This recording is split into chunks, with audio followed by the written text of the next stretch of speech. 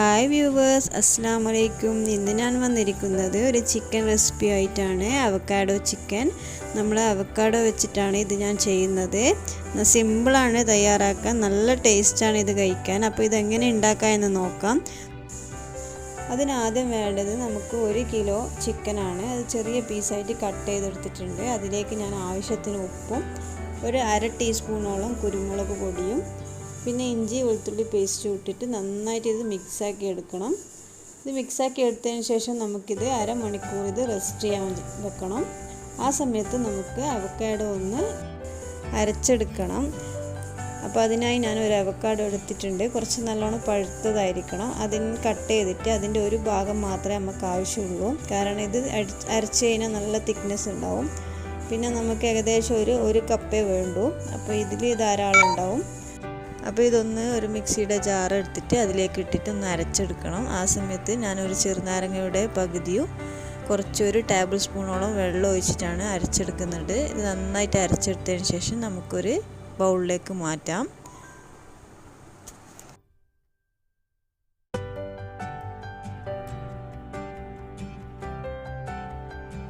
ഇനി നമുക്ക് ആ മാഗ്നേറ്റ് ചെയ്ത ചിക്കൻ ഒന്ന് ഫ്രൈ ചെയ്തെടുക്കണം. അതിനായി ഞാൻ ഒരു പാൻ വെച്ച് അതിലേക്ക് ഞാൻ 1 ടേബിൾ സ്പൂണോളം ബട്ടറും 1 ടേബിൾ സ്പൂണോളം ഓയിലാണ് ചേർക്കുന്നത്. അത് രണ്ടായിട്ടൊന്ന് മിക്സായിട്ട് നന്നായി ചൂടായതിന് ശേഷം അതിലേക്ക് നമുക്ക് ചിക്കൻ ഇട്ടിട്ട് നന്നായിട്ടൊന്ന് ഫ്രൈ ചെയ്തെടുക്കണം. നമ്മൾ ആ ചിക്കനിലെ വെള്ളമൊക്കെ വന്ന് അത് നന്നായിട്ട് ഡ്രൈ ആകുന്നത് വരെ ഇത് ഫ്രൈ ചെയ്തെടുക്കണം.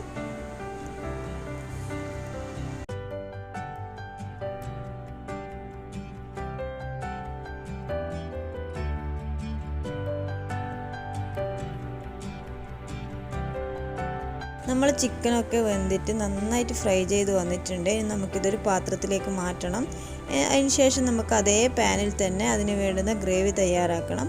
ഞാൻ അതേ പാനിൽ കുറച്ചുകൂടി ഓയിൽ വെച്ചിട്ടുണ്ട്. അതിലേക്ക് 2 ഏലക്കയും കുറച്ച് കുരുമുളകാണ് ഞാൻ ചേർത്തത്. അത് നന്നായിട്ടൊന്ന് പൊട്ടിച്ചതിന് ശേഷം അതിലേക്ക് ഞാൻ 2 മീഡിയം സൈസ് ഉള്ളി കട്ട് ചെയ്തത് കൂടി ആഡ് ചെയ്യുന്നുണ്ട്. അതൊന്ന് ജസ്റ്റ് ഒന്ന് വാട്ടി, നമുക്ക് കളർ ചേഞ്ച് ഒന്നും ആവേണ്ടതില്ല. ആ സമയത്ത് നമുക്ക് അതിലേക്ക് തക്കാളി,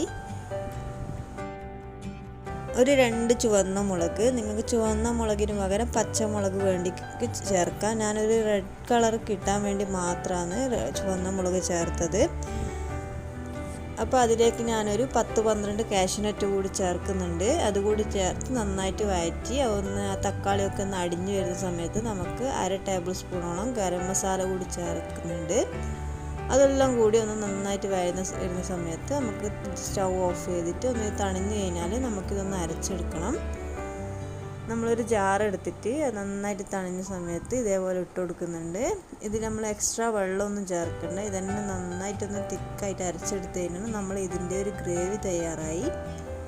ഇനി ആ സെയിം പാനിൽ ഞാൻ 1 ടേബിൾ സ്പൂൺ ബട്ടറും 1 ടേബിൾ സ്പൂൺ ഓയിലും കൂടി ചേർക്കുന്നുണ്ട്. നന്നായിട്ടൊന്ന് മിക്സായി ചൂടായതിനു ശേഷം ഞാൻ ഇതിലേക്ക് ആ ഗ്രേവി ചേർത്തിട്ട് നന്നായിട്ട് ഈ ബട്ടറും ഗ്രേവിയുമായിട്ട് നന്നായിട്ടൊന്ന് മിക്സാക്കി എടുക്കുന്നുണ്ട്.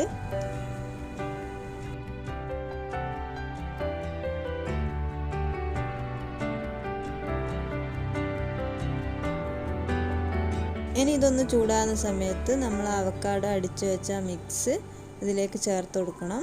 ഇതാണ് ഇതിൻ്റെ ഹൈലൈറ്റ്. ഇതുകൂടി ചേർത്ത് നന്നായിട്ടൊന്ന് മിക്സാക്കണം.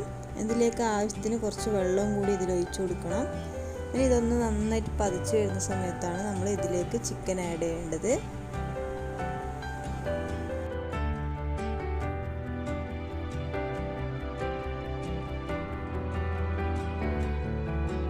സമയത്ത് നിങ്ങൾക്ക് ഉപ്പ് വേണമെന്നുണ്ടെങ്കിൽ കുറച്ചുകൂടി ഇട്ടിട്ട് നന്നായിട്ടൊന്ന് ഇളക്കി കൊടുക്കാം. അതിനുശേഷം ഞാൻ അതിലേക്ക് ചിക്കൻ ആഡ് ചെയ്യുന്നുണ്ട്.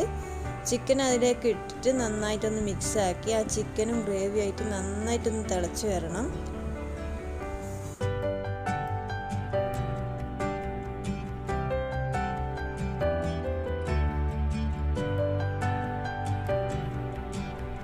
ഇതൊന്ന് നന്നായി തിളച്ച് വരുന്നുണ്ട്. ആ സമയത്ത് ഞാൻ ഇതിലേക്ക് കുരുമുളകും ഗരം മസാല കൂടി ആഡ് ചെയ്യുന്നുണ്ട്.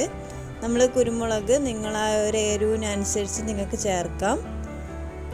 അപ്പോൾ അതെല്ലാം കൂടി നന്നായിട്ടൊന്ന് മിക്സായി വരുന്ന സമയത്ത് ഞാൻ ഇതിലേക്ക് കുറച്ച് കസ്തൂരി മേത്തി എടുത്തിട്ട് കയ്യിൽ വെച്ച് നന്നായിട്ടൊന്ന് തിരുമ്മിയതിന് ശേഷം ഇതിലേക്ക് ചേർക്കുന്നുണ്ട്. അപ്പോൾ ഇതെല്ലാം കൂടി ആകുമ്പോഴാണ് ഇതിൻ്റെ ഒരു ഫ്ലേവർ നന്നായിട്ട് കിട്ടുക. ഏകദേശം നമുക്ക് ബട്ടർ ചിക്കൻ്റെ ആ ഒരു ഫ്ലേവർ തന്നെ കിട്ടുക.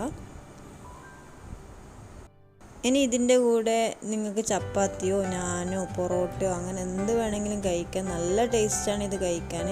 അപ്പോൾ ഞാനിതൊന്ന് കുറച്ച് ഫ്രഷ് ക്രീം ഇതിലേക്ക് ആഡ് ചെയ്യുന്നുണ്ട്. അതുകൂടി ചേർത്ത് നന്നായിട്ടൊന്ന് തിളപ്പിച്ചെടുക്കുന്നുണ്ട്. അതുകൂടി തിളപ്പിച്ച് എല്ലാം കൂടി ഒന്ന് തിളച്ച് വരുമ്പോഴാണ് അതിൻ്റെ ആ ഒരു ടേസ്റ്റ് വരുന്നത്. നമുക്കിത് അവക്കാഡോ ആണ് എന്ന് തോന്നുകയില്ല.